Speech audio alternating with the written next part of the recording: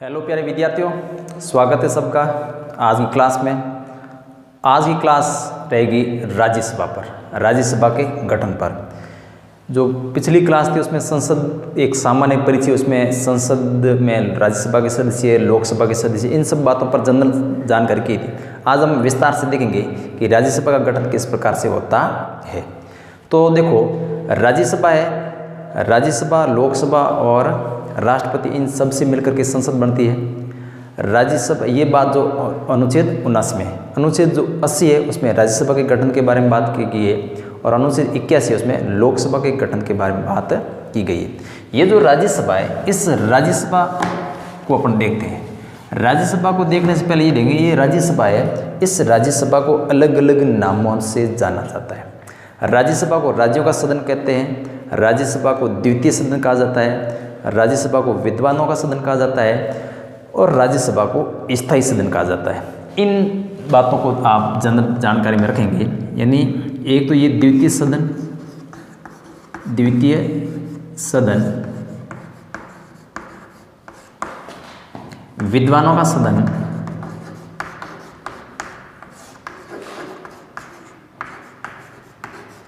राज्यों का सदन,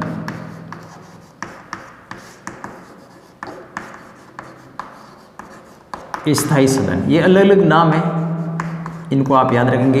स्थायी सदन, देखो, विद्वानों का सदन इसलिए कहा जाता है क्योंकि जो ऐसे लोग जो अपने ज्ञान से देश को लाभान्वित कर सकते हैं, लेकिन उनको राजनीति में ज़्यादा रुचि नहीं होती है, तो उन सदस्यों को प्रत्यक्ष चुनाव नहीं लड़ पाते हैं या प्रत्यक्ष चुनाव नहीं लड़ना चाहते हैं, तो उनको अप्रत्यक्ष चुनाव के माध्यम से राज्यसभा में भेजा जाता है, ताकि उनकी जो योग्यता है, उनकी जो विद्वता है, उस विद्वता से देश लाभान्वित हो सकता है। ये संविधान निर्माताओं की मंशा थी कि ऐसे लोग जो प्रत्यक्ष चुनाव में ज़्यादा रुचि नहीं लेते हैं, उनका लाभ किस प्रकार से लिया जाए, तो उनको अप्रत्यक्ष चुनाव के माध्यम से इसमें भेजने का प्रावधान किया गया था। राज्यों का सदन, क्योंकि राज्यसभा के जो सदस्य है या राज्यसभा है वो जनता का प्रत्यक्ष प्रतिनिधित्व नहीं करता है। राज्यसभा है वो राज्यों का प्रतिनिधित्व करते हैं। क्योंकि भारत में संघात्मक व्यवस्था है, तो संघात्मक व्यवस्था में एक जो सदन होता है वो जनता का होता है, जिसमें जनता के चुने हुए प्रतिनिधि, जनता का प्रत्यक्ष प्रतिनिधित्व करने वाले सदस्य जाएंगे, और दूसरा जो सदन होगा वो राज्यों का प्रतिनिधित्व करने वाला होना चाहिए। तो ये राज्यों का प्रतिनिधित्व करता है। और ये एक स्थायी सदन इसलिए क्योंकि राज्यसभा एक ऐसा सदन है जिसके सदस्य तो 6 वर्ष के लिए चुने जाते हैं और 6 वर्ष के बाद में सेवानिवृत्त होते हैं, लेकिन राज्यसभा है वो अपने आप में एक स्थायी सदन है, क्योंकि राज्यसभा के जो सदस्य हैं, उन राज्यसभा के सदस्यों का एक साथ में कार्यकाल समाप्त नहीं होता है। हर 2 वर्ष के बाद में 1/3 सदस्य वो क्या होते हैं, सेवानिवृत्त होते हैं। इसलिए राज्यसभा है वो अपने आप में एक स्थायी सदन है, कभी भंग नहीं होता है। तो विद्यार्थियों, ये सामान्य बात आप देंगे कि अलग अलग नाम है, विद्वानों का सदन क्यों कहते हैं, राज्यों का सदन क्यों कहते हैं, स्थायी सदन क्यों कहते हैं। अब अपन एक एक बिंदु पर आते हैं। सदस्यों की संख्या के बारे में देखेंगे, सदस्यों का जो निर्वाचन है वो किस प्रकार के होता है, सदस्यों के लिए क्या क्या योग्यता है, सदस्यों के निर्वाचन प्रत्यक्ष हो रहा है या अप्रत्यक्ष हो रहा है, सदस्य इनके लिए सभापति या उपसभापति वाली बात है, उन पर भी अपन देखेंगे। तो देखो, राज्यसभा में सबसे पहले अपन बात करते हैं सदस्य संख्या के बारे में। सदस्य संख्या, ये राज्यसभा के सदस्य संख्या के बारे में अभी देखें तो अधिकतम और न्यूनतम 2 बातों को देखेंगे। अधिकतम सदस्य कितने हो सकते हैं, 250। इन 250 सदस्यों में से 238 सदस्य और 12 सदस्य, इस प्रकार से अपन डिवाइड कर सकते हैं। 238 सदस्य है वो राज्य और संघ राज्य क्षेत्रों से, यानी राज्य और यूटीज, स्टेट एंड यूटीज, राज्य और संघ राज्य क्षेत्रों से 238 हो गए। और ये जो 12 सदस्य नॉमिनेट होते हैं, कौन करता है इन 12 सदस्यों को नॉमिनेट, तो करता है राष्ट्रपति करता है। ठीक है, किन 12 सदस्यों को राष्ट्रपति मनोनीत करेगा, तो साहित्य, विज्ञान, कला और समाज सेवा से जुड़े हुए लोग या उस क्षेत्र में विशेष योग्यता रखने वाले, साहित्य, विज्ञान, कला और समाज सेवा। समाज सेवा के संबंध में विशेष ज्ञान रखने वाले लोगों को राष्ट्रपति मनोनीत करता है। ये तो अधिकतम बात हुई। वर्तमान की यदि बात करें तो राज्यसभा में वर्तमान की सदस्यों की संख्या है अधिकतम वर्तमान में 245 सदस्य। अब ये जो 245 सदस्य है, ये 245 सदस्य कहाँ से आते हैं, इसी की तरफ अपन डिवाइड करते हैं। तो इनमें से 245 सदस्यों में से 229, 4 और 12, 29 और 4 कितने हो गए 33, 33 और ये कितने हो गए 45, 229 सदस्य समझ में आ ही गया होगा। 229 सदस्य राज्यों से आते हैं, 4 सदस्य ये या मैं यूटीज लिख रहा हूँ, यूटीज है यूनियन टेरिटरीज यानी संघ राज्य क्षेत्र, और ये नॉमिनेट होते हैं जिसके बारे में पढ़े ये बात कर ली है सेम। ये जो 4 सदस्य है दिल्ली और पुदुचेरी, 2 संघ राज्य क्षेत्र ऐसे हैं, दिल्ली और पुदुचेरी, दिल्ली से 3 और पुदुचेरी से 1, ये हो गया। तो ये होते हैं। अब इसके बाद में ये देखें, ये बात होगी। अब जम्मू कश्मीर पुनर्गठन अधिनियम के बाद की कंडीशन ये देखें तो जम्मू कश्मीर पुनर्गठन अधिनियम के बाद जम्मू कश्मीर को जम्मू और कश्मीर और लद्दाख इन 2 संघ राज्य क्षेत्रों में बांट दिया। अब यदि ये जो बात है इसमें जम्मू कश्मीर को राज्य के रूप में देख करके ये निर्धारित की है, तो जम्मू कश्मीर से राज्यसभा में जो सदस्य थे वो 4 जा रहे थे। कितने जा रहे थे 4, तो वो इसमें से माइनस हो जाएंगे, ठीक है। तो जम्मू कश्मीर के बाद यदि बात करें तो ये 229 सदस्य है, इसमें जम्मू कश्मीर वाले सदस्यों को हटा दो तो राज्यों से होने वाले सदस्य होंगे 225, संघ राज्य क्षेत्रों से हो जाएंगे, यहाँ से 4 घटाए तो यहाँ वापस जोड़ दो, ये हो गए 8 और 12। तो जम्मू कश्मीर पुनर्गठन के बाद में यदि तथ्यात्मक बात करें तो 225, 8 और 12, ठीक है। ये बात होगी क्लियर यानी सदस्यों की संख्या के बारे में, ठीक है। अब देखो सदस्यों की संख्या के बाद में होगा सदस्यों का निर्वाचन। सदस्यों का निर्वाचन कैसे होता है और निर्वाचन की पद्धति क्या है। तो राज्यसभा के जो सदस्य होंगे उन सदस्यों का जो निर्वाचन है वो अप्रत्यक्ष रूप से, कैसे होंगे अप्रत्यक्ष रूप से। कौन करेगा, तो जनता के चुने हुए प्रतिनिधि, इन्हीं जो सदस्य हैं राज्यसभा के जो भी सदस्य हैं इनका निर्वाचन अप्रत्यक्ष रूप से हो रहा है। ये राज्यसभा के सदस्य 3 टाइप से आते हैं। कितने टाइप से आते हैं 3 टाइप से। एक तो आता है राज्यों से, दूसरे जो सदस्य आते हैं वो संघ राज्य क्षेत्र से यानी केंद्र शासित प्रदेश संघ राज्य क्षेत्र जिसको अपन कहेंगे केंद्र या यूनियन टेरिटरीज, और तीसरे जो सदस्य आते हैं वो होते हैं मनोनीत। इन तीनों को देख लें तो राज्यसभा के सदस्यों का निर्वाचन अप्रत्यक्ष रूप से, राज्यों से आने वाले सदस्य हैं तो राज्यों से आने वाले सदस्यों का निर्वाचन संबंधित राज्य की विधानसभा के निर्वाचित सदस्य करेंगे। दूसरी बात, संघ राज्य क्षेत्रों से आने वाले जो सदस्य हैं उनका निर्वाचन कैसे होगा, तो उस संवैधानिक प्रावधान ये किया गया कि संघ राज्य क्षेत्र से आने वाले सदस्यों का निर्वाचन एक निर्वाचक मंडल करेगा। अब वो निर्वाचक मंडल कौन होगा, तो ये तय किया गया ये निर्वाचक मंडल होगा उस राज्य की संघ राज्य क्षेत्र जिसमें विधानसभा है उस विधानसभा के सदस्य। क्योंकि देखो यहाँ संघ राज्य क्षेत्रों में राज्यसभा में जो 3 संघ राज्य क्षेत्र है जम्मू कश्मीर वाली कंडीशन को जोड़ करके, जैसे दिल्ली, पुदुचेरी और जम्मू कश्मीर, तो दिल्ली से 3 हो गया, पुदुचेरी से 1 हो गया, ठीक है, ये 4 हो गए और जम्मू कश्मीर से 4 हो गए। तो ये तो इन संघ राज्य क्षेत्रों की विधानसभा के सदस्य, चूंकि ये जम्मू कश्मीर वाली बातें अभी अप्लाई होनी है तो वर्तमान में दिल्ली और पुडुचेरी वाली बात ही है। ये वापस चुनाव होंगे, ये जो भी वापस पुनर्गठन होगा उसके बाद की बात होगी। और मनोनीत सदस्यों के बारे में हमने बता दी, राष्ट्रपति इसको मनोनीत करता है। तो इन राज्यसभा के सदस्य हैं, इनमें विधानसभा के जो भी निर्वाचित सदस्य, ठीक है, विधानसभा के निर्वाचित सदस्यों द्वारा। यानी इस प्रकार का यदि प्रश्न आए कि राज्यसभा के सदस्यों के चुनाव में कौन भाग लेता है, तो राज्यसभा के सदस्यों के चुनाव में संबंधित राज्य की विधानसभा के निर्वाचित सदस्य भाग लेते हैं। बिल्कुल क्लियर बात होगी। निर्वाचन में दो बात रहेंगे, राज्यसभा के सदस्यों का निर्वाचन अप्रत्यक्ष रूप से संबंधित राज्य की विधानसभा के सदस्य करते हैं। अब अपन बात करते हैं निर्वाचन होता कैसे है, निर्वाचन की जो पद्धति है या चुनाव पद्धति है वो क्या है। राज्यसभा के जो सदस्य है उस राज्यसभा के सदस्यों की जो चुनाव पद्धति है वो चुनाव पद्धति है एकल संक्रमणीय यानी चुनाव पद्धति। तो राज्यसभा के सदस्यों की चुनाव पद्धति का नाम है एकल संक्रमणीय आनुपातिक प्रतिनिधित्व। एकल संक्रमणीय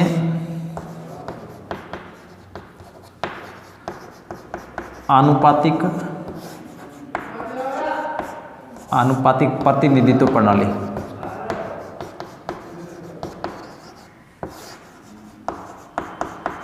द्वारा अप्रत्यक्ष रूप से और खुला मतदान 2003 के बाद में खुला मतदान पद्धति। ठीक है, तो ये पद्धति का नाम हो गया। इस राज्यसभा चुनाव में इस पद्धति से चुनाव होता कैसे, देखो चुनाव कैसे होता है इसको भी लगे हाथ अपन देख लेते हैं एक सामान्य उदाहरण से। अब अपन ने देखा कि राज्यसभा के सदस्य राज्यों से आते हैं, राज्यों की जनसंख्या के अनुपात में ये डिवाइड होता है किस राज्य से अलग। अमेरिका की तरह ऐसा नहीं कि भाई जो होंगे प्रत्येक राज्य से 2 आएंगे उच्च सदन में, ये बात नहीं है क्योंकि ये उच्च सदन भी कहलाता है। ठीक है, तो यहाँ ये देखना है जैसे राजस्थान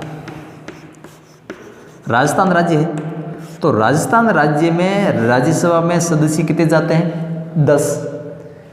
अब अपन इस उदाहरण से ये देखते हैं कि राजस्थान से यदि इन 10 सदस्यों का निर्वाचन करना है या 10 सदस्यों में से जितने भी सदस्यों की संख्या खाली होती है, जैसे 10 सदस्य है, 10 सदस्य में से 2 सदस्यों का कार्यकाल समाप्त हो गया या 3 का हो गया या 4 का हो गया, जो भी बात है, तो इन सदस्यों को राजस्थान से किस प्रकार से भेजेंगे इस पद्धति के माध्यम से। तो राजस्थान से राज्यसभा के सदस्यों की संख्या कितनी है 10 है। अब अपन मान लेते हैं, माना कि 4 सदस्य है, इन 4 सदस्यों की जो सीट है वो खाली होगी और इन 4 सदस्यों को क्या करना है अपन को निर्वाचन करना है। ठीक है, और निर्वाचन कौन सी पद्धति से करना है, एकल संक्रमणीय आनुपातिक मत पद्धति से। तो कैसे होगा, तो एकल संक्रमणीय आनुपातिक जो मत पद्धति है वो 2 बातें कहती है। एक तो सदस्यों को जीतने के लिए न्यूनतम कोटा प्राप्त करना बहुत आवश्यक है और एक प्रथम वरीयता किसकी ज़्यादा है। तो इसके लिए देखो इस प्रणाली से आपको देखेंगे तो सबसे पहले बात करेंगे न्यूनतम कोटा, क्योंकि अपन को ध्यान है कि राज्यसभा के सदस्यों के चुनाव में संबंधित राज्य की विधानसभा के सदस्य भाग लेते हैं। अब राजस्थान राज्य है, इस राजस्थान राज्य में विधानसभा के सदस्यों की जो संख्या है वो कितनी है 200 है। तो ये जैसे 4 सदस्य है, इन 4 सदस्यों में से इन 200 में से कितने वोट प्राप्त होंगे तो वो राज्यसभा में निर्वाचित माना जाएगा। तो इसके लिए एक सूत्र ज्ञात करना पड़ेगा। इसके लिए एक न्यूनतम कोटा है, उस न्यूनतम कोटे का जो सूत्र मैं यहाँ ऊपर लिख देता हूँ, न्यूनतम कोटा इस प्रणाली के लिए। ठीक है, इसमें कुल वेद मतों की संख्या बटा निर्वाचित होने वाले प्रतिनिधियों की संख्या,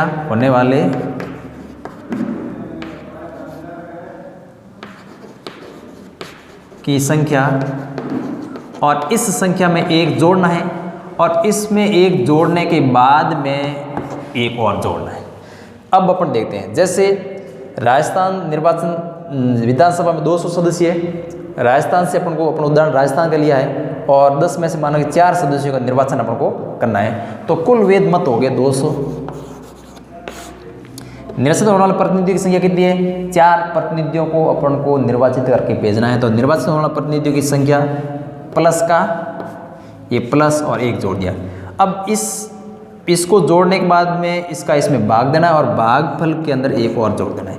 जैसे 4 और 1 हो गए 5, 5 का 20 में भाग देंगे तो ये कितना हो जाएगा 40। कितने हो जाएंगे 40 हो जाएंगे और प्लस 1 जोड़ दिया यानी 41।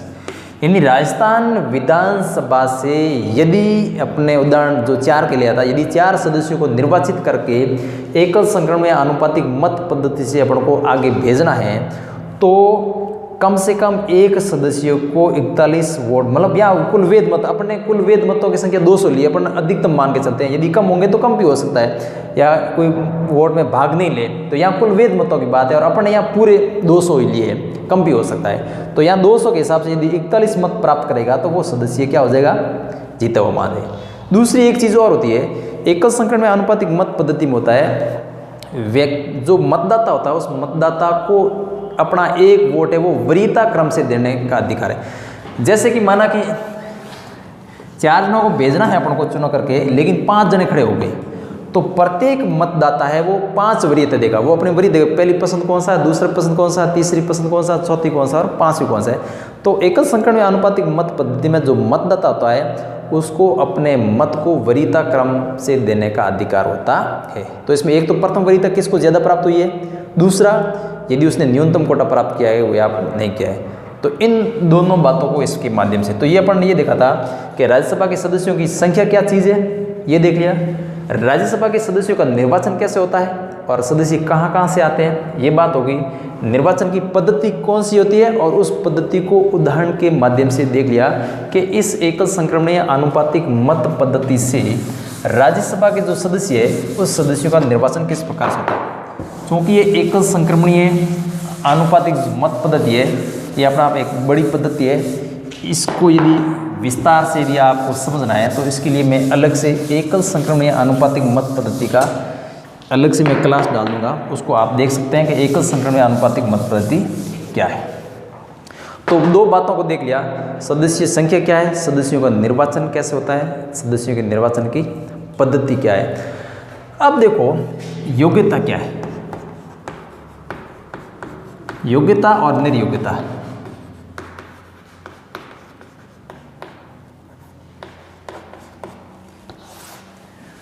संसद का कोई भी सदस्य, ये बात लोकसभा राज्यसभा दोनों में लागू होगी, सिर्फ आयु का डिफरेंस होगा, लोकसभा में 25 वर्ष हो जाएगी और राज्यसभा में 30। यानी राज्यसभा का सदस्य हो या फिर लोकसभा का सदस्य वो भारत का नागरिक होना चाहिए, और उसकी जो न्यूनतम आयु है यदि वो लोकसभा का लड़ रहा है तो 25 और राज्यसभा का हो रहा था 30। ये 2 मुख्य बातें हैं। भारत का नागरिक होना चाहिए, अपन सिर्फ राज्य संदर्भ में देख रहे हैं, भारत का नागरिक आयु 30 वर्ष कम से कम होनी चाहिए। उसके साथ साथ में संसद जो भी समय समय पर निर्धारित करती है। निर्योग्यताओं की यदि बात करें, लाभ के पद पर नहीं होना चाहिए, ठीक है, वो क्या होना नहीं चाहिए, लाभ के पद पर नहीं होना चाहिए, वो किसी अपराध के लिए दोषी नहीं ठहराया किया गया हो, यानी उसको 2 वर्ष या उससे अधिक कारावास नहीं हो चुका हो, या फिर चुनाव में धांधली से संबंधित भ्रष्टाचार के आरोप संबंध में वो सजा याफ्त नहीं हो, या फिर उसको न्यायालय के द्वारा पागल या दिवाली घोषित नहीं किया हो। ये सब बातें जो है एक एक करके मैं देख लेता हूँ, लिख देता हूँ। भारत का नागरिक हो, एक तो भारत का नागरिक हो, दूसरी बात उसकी आयु है वो न्यूनतम आयु कितनी होनी चाहिए, न्यूनतम आयु 30 वर्ष, लोकसभा में हो जाएगी 25 वर्ष, ठीक है। निर्योग्यताओं की बात करें, लाभ का पद नहीं हो,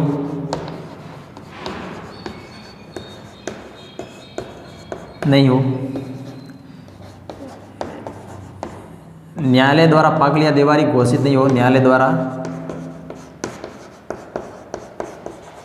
पागल या दिवालिया यानी विकृत चित्त व्यक्ति नहीं होना चाहिए, दिवालिया घोषित ना हो, ठीक है। या फिर उसको किसी अपराध के लिए 2 वर्ष या उससे अधिक कारावास भुगत चुका हो, 2 वर्ष या उससे अधिक कारावास या उसने सजा प्राप्त कर ली है, या फिर चुनाव में धांधली या भ्रष्टाचार के संबंध में यदि वो दोषी है तो वो भी चुनाव नहीं लड़ सकता। यानी ये जो इसकी निर्योग्यताओं के बारे में हम बात कर रहे हैं। और इसके साथ साथ में राज्यसभा का जो भी सदस्य है, तो राज्यसभा के सदस्य जिस सीट से लड़ रहा है, जिस आरक्षित सीट से लड़ रहा है, तो उस वर्ग विशेष का होना चाहिए। और 2003 से पहले कि जिस निर्वाचन क्षेत्र से आप लड़ रहे हैं उस निर्वाचन क्षेत्र की मतदाता सूची में आपका नाम होना चाहिए। लेकिन राज्यसभा के संदर्भ में ये बात 2003 में हटा दी गई है। राज्यसभा का जो सदस्य था 2003 से पहले तो ये था कि वो जिस निर्वाचन क्षेत्र से लड़ रहा है उसके संबंध में, लेकिन 2003 के बाद में ये व्यवस्था कर दी कि वो जिस भी क्षेत्र से लड़ रहा है उसके लिए उस क्षेत्र का होना जरूरी नहीं है, मतदाता सूची में कहीं पर भी उसका नाम होना चाहिए। तो ये योग्यता और निर्योग्यता के बारे में बात हो गई राज्यसभा के संबंध में। अब देखो पदाधिकारी।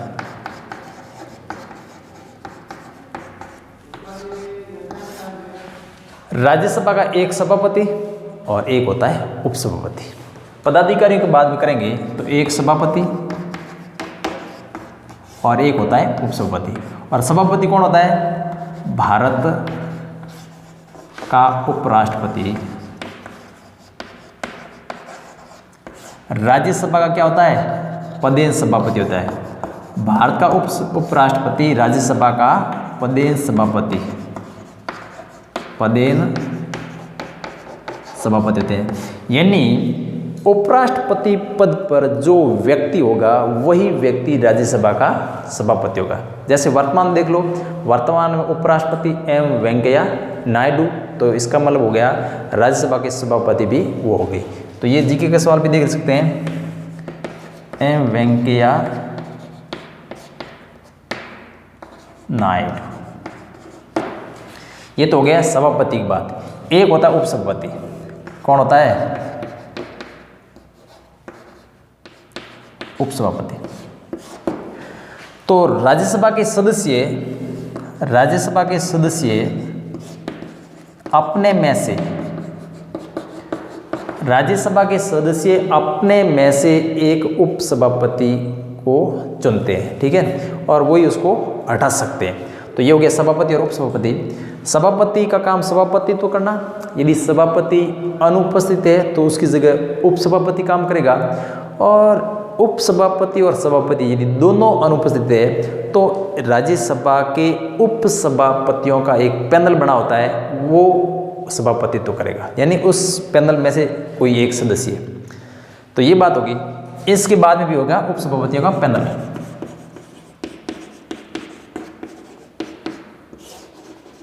उपसभापतियों का एक पैनल, यानी एक जगह सभापति है वो अध्यक्षता कर रहा है, सभापति नहीं है तो उपसभापति, और उपसभापति नहीं है तो फिर उपसभापतियों का एक पैनल होगा जिसमें 6 सदस्य होंगे।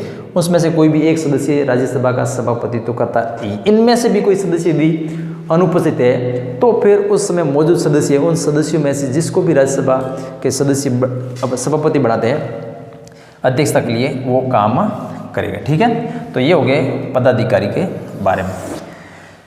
ये जो सभापति और ये उपसभापति है, ठीक है, तो इसको हटाने से संबंधित राज्यसभा के सदस्यों का अधिकार है, इनको भी राज्यसभा के सदस्य, यानी ये जो सभापति इसका मतलब वो है तो उपराष्ट्रपति, तो उपराष्ट्रपति को हटाने की जो प्रक्रिया उसी प्रक्रिया से इसको हटा सकते हैं, क्योंकि एक ही व्यक्ति है और पद अलग अलग हो सकता है।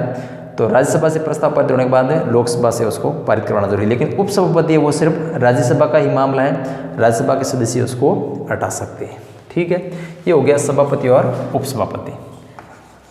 एक और चीज़ आ रही है, शपथ की बात करें। शपथ कौन दिलवाता है? तो संसद के सदस्य, जिसमें राज्यसभा के भी सदस्य आएंगे, लोकसभा का भी सदस्य आएंगे। तो संसद के जो भी सदस्य है उन संसद के सदस्यों को राष्ट्रपति या उसके द्वारा नियुक्त व्यक्ति शपथ दिलाता है, ठीक है। यहाँ मैं सीधा लिख देता हूँ क्योंकि लोकसभा और राज्यसभा दोनों सेम बात है। संसद के सदस्य, इस संसद के सदस्यों में लोकसभा के भी आ जाएंगे और राज्यसभा के भी आ जाएंगे। संसद के सदस्यों को राष्ट्रपति या उसके द्वारा नियुक्त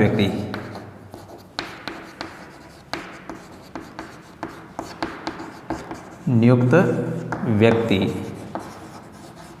शपथ दिलाता है। संविधान के प्रति निष्ठा की शपथ दिलाते हैं, अपने कर्तव्यों, अपने पद के प्रति निष्ठा की शपथ ये सदस्य लेते हैं। जब तक शपथ नहीं लेते हैं तब तक वो अपना पदभार ग्रहण नहीं कर सकते हैं। यदि बिना शपथ लिए यदि वो ऐसा करते हैं तो उसके ऊपर जुर्माने का प्रावधान है। तो ये शपथ से संबंधित बातें हो गई। ठीक है। और यदि कोई बात छूटी हुई तो बोल दो। अपने सदस्यों की संख्या अपने हो गई, सदस्यों का निर्वाचन किस प्रकार से वो हो गया, सदस्यों के निर्वाचन की जो पद्धति है वो क्या चीज़ है उस पर अपन देख लिया, योग्यता को देख लिया, पदाधिकारियों को देख लिया, शपथ को देख लिया, और एक चीज़ जो महत्वपूर्ण अपन पीछे छूट रही है, कार्यकाल। ये वैसे ज़्यादा महत्वपूर्ण चीज़ है। राज्यसभा के सदस्यों का कार्यकाल क्या है या राज्यसभा का कार्यकाल क्या है। राज्यसभा के कार्यकाल के संदर्भ में दो बातों या दो प्रश्न आपको करना है।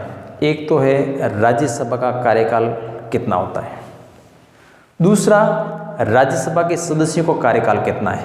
दोनों सवाल अलग अलग है, दोनों ही बड़े महत्वपूर्ण है। यदि ये पूछे कि राज्यसभा का कार्यकाल कितना होता है तो उत्तर होगा राज्यसभा एक स्थायी सदन है, ये कभी भंग नहीं होता है। ठीक है। दूसरी चीज़, राज्यसभा के सदस्यों का कार्यकाल कितना होता है तो उसके लिए आप देखेंगे कि राज्यसभा के जो सदस्य होते हैं वो 6 वर्ष के लिए चुने जाते हैं, लेकिन राज्यसभा के 1/3 सदस्य प्रति 2 वर्ष के बाद में सेवानिवृत्त होते हैं। ये मुख्य बात इसमें देखनी है। राज्यसभा कार्यकाल यदि सदस्यों की बात हो तो क्या करोगे, और राज्यसभा खुद का है तो क्या करोगे। देखो, तो राज्यसभा के सदस्यों का कार्यकाल और राज्यसभा का, तो इसमें तो आप कहेंगे राज्यसभा एक क्या है, स्थायी सदन है। राज्यसभा स्थायी सदन है, कभी भंग नहीं होता है। क्यों नहीं भंग होता है, क्योंकि इनके सदस्यों का कार्यकाल एक साथ पूरा नहीं होता है, 1/3 सदस्य हैं। अब देखो सदस्यों का कार्यकाल, ये सदस्य होंगे वो सदस्य 6 वर्ष के लिए चुने जाते हैं, और 1/3 सदस्य प्रति 2 वर्ष बाद सेवानिवृत्त हो जाते हैं। ये आपको ध्यान रखना है। अब आपके दिमाग में एक प्रश्न ये आ रहा होगा कि राज्यसभा के सदस्यों का कार्यकाल एक साथ में समाप्त नहीं हो रहा है, तो शुरुआत में जो पहली राज्यसभा का गठन हुआ था उस समय क्या हुआ था, क्योंकि एक सदस्य का कार्यकाल 6 वर्ष है। मान लो कि जैसे 245 सदस्य और पहली लोकसभा में 245 सदस्य बन गए। अब राज्यसभा का तो आपने कह दिया कि एक स्थायी सदन कभी भंग नहीं होती है, लेकिन ये तो 6 वर्ष के लिए रहेंगे तो एक साथ में खत्म हो जाएगा। तो इसके लिए क्या प्रावधान किया गया, शुरुआत में जो पहली राज्यसभा थी उसका जो गठन किया गया था उसमें राष्ट्रपति को यह अधिकार दिया गया था कि वो तय करेंगे कि पहली जो राज्यसभा के सदस्य हैं उन सदस्यों में से किन 1/3 सदस्यों का कार्यकाल 2 वर्ष के बाद समाप्त करना है। ये ध्यान रखना है। शुरुआत की जो राज्यसभा थी उसमें इस फॉर्मूले को लागू करने के लिए, क्योंकि इसको एक साथ में तो भंग करना नहीं था, इसलिए कह दिया 1/3 सदस्य प्रति 2 वर्ष के बाद में। तो शुरुआत में ये समस्या आ गई, किन 1/3 सदस्यों को 2 वर्ष के कार्यकाल, शुरुआत में लॉटरी पद्धति निकल गई और उस लॉटरी पद्धति से ये तय किया गया कि किन 1/3 सदस्यों को 2 वर्ष तक के लिए ही रखना है। तो शुरुआत में 1/3 सदस्यों को 2 वर्ष, 1/3 सदस्यों को लॉटरी पद्धति से निकाला गया कि किन 1/3 सदस्यों को 2 वर्ष के लिए ही रहना है। उसके बाद में फिर वापस अगले 2 वर्ष के बाद में 1/3 सदस्य, तो शुरुआत में जो सदस्य थे उसके लिए एक तो 2 वर्ष, 4 वर्ष और 6 वर्ष ये कार्यकाल तय किया। शुरुआत में ये सब काम हुआ था लॉटरी से। किससे हुआ था, ये राष्ट्रपति को अधिकार दिया गया था लॉटरी पद्धति से। सब माना कि बन गए। शुरुआत में कहा था हर 2 वर्ष के बाद में 1/3 सदस्य, तो शुरुआत कौन से सदस्य 2 वर्ष के लिए रहेंगे, कौन से सदस्य 4 वर्ष के लिए रहेंगे और कौन से सदस्य पूरे कार्यकाल के लिए रहेंगे, ये सब लॉटरी से हुआ था। शुरुआत में 1/3 सदस्यों को लॉटरी से निकाल दिया, फिर वापस 4 वर्ष के बाद में फिर 1/3 सदस्य जिनको निकालना था तो उनके लिए कर दिया। तो ये सब काम लॉटरी से तय किया गया। लेकिन अच्छी बात ये थी कि जिन सदस्यों को ही अधिक शुरुआत में बार किया 2 वर्ष के बाद में या 4 वर्ष के बाद में, उन्हीं वही वापस चुन लिए गए। तो ये था राज्यसभा के सदस्यों का कार्यकाल किस प्रकार से होगा या राज्यसभा का कार्यकाल क्या है, इसके संबंध में जो दुविधा थी या उसके संबंध जो विचार था उसको अपन ने क्लियर किया। तो ये था राज्यसभा का गठन। अगली क्लास में अपन देखेंगे यही सेम बातें, यही सेम पॉइंट, इन्हीं सेम पॉइंटों को अपन अप्लाई करेंगे किसके ऊपर, लोकसभा पर। यदि आपको राज्यसभा की ये पद्धति आपको पूरी समझ में आ गई तो इन सेम पद्धति को अपन लोकसभा पर अप्लाई करेंगे। पॉइंट वही रहेंगे लेकिन थोड़ी सी ये जो तथ्य है, जो बातें हैं वो थोड़ी अलग हो जाएगी। तो अगली क्लास में अपन राज्यसभा नहीं लोकसभा के बारे में बात करेंगे।